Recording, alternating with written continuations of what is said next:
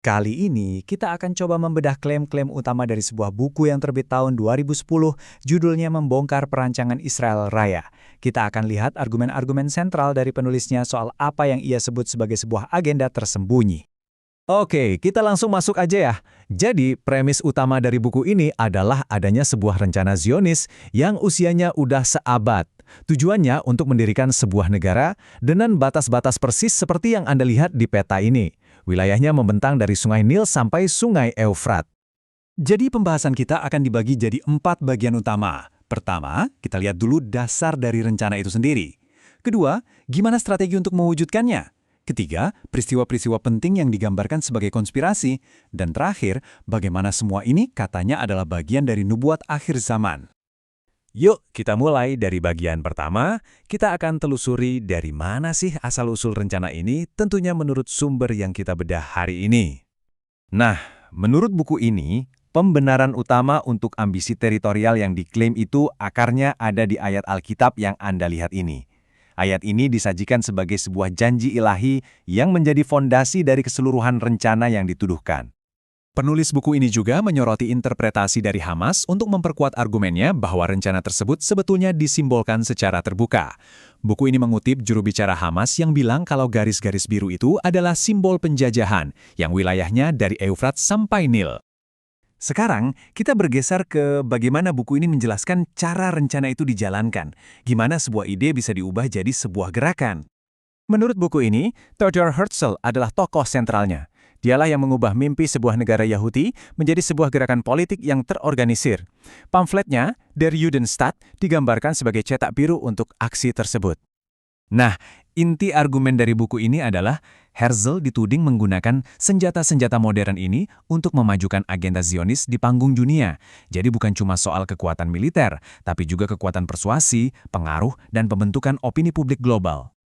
Dan ini nih gambaran strategi ganda yang dituduhkan itu. Menurut buku ini, yang juga mengutip doktrin Oded Ginon, tujuannya ada 2. 1. Menjadikan Israel satu-satunya kekuatan regional yang dominan. 2. Bikin negara-negara tetangganya sibuk dengan konflik internal mereka sendiri, baik itu berbasis suku maupun sekta. Oke, kita lanjut lagi. Sekarang kita lihat gimana buku ini membingkai ulang berbagai peristiwa sejarah penting, seolah-olah semuanya adalah langkah yang disengaja dalam sebuah rencana besar. Nah, penting banget untuk dicatat ya, buku ini membuat klaim yang sangat kontroversial. Kami sampaikan ini murni sebagai cerminan dari isi sumbernya. Penulisnya mengutip seruan dari Iran untuk mengkaji ulang sejarah Holocaust, dengan argumen bahwa isu itu dipakai sebagai alat untuk meraih kekuasaan.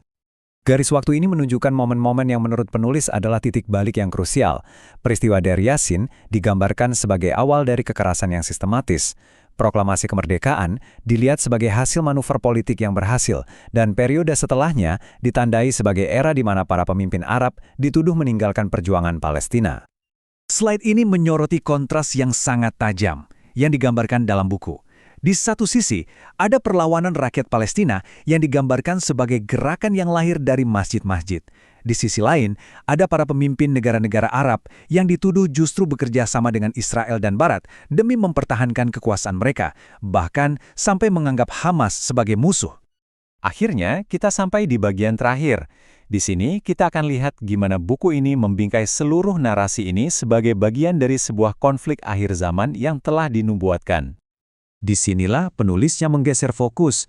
Dia berpendapat bahwa perjuangan geopolitik ini sebenarnya punya akar pada nubuat-nubuat keagamaan yang saling bertentangan. Jadi ini bukan lagi cuma soal perebutan wilayah, tapi pertempuran keyakinan tentang akhir zaman.